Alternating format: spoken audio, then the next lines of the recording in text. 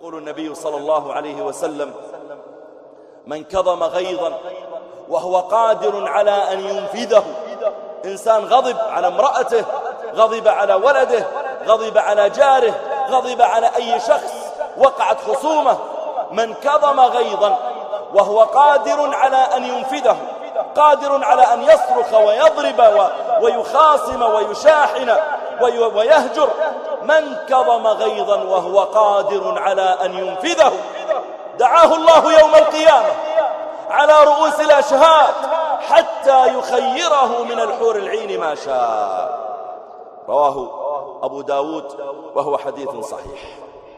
فالله الله أيها المسلمون بأن تعظم ربك جل وعلا، وأن تكون في أخذك وردك وإقدامك وتركك، أن يكون الله جل وعلا، أن تكون مستشعرا أن الله تعالى يراك ويراقبك، فإن هذا من أعظم مراتب الإحسان.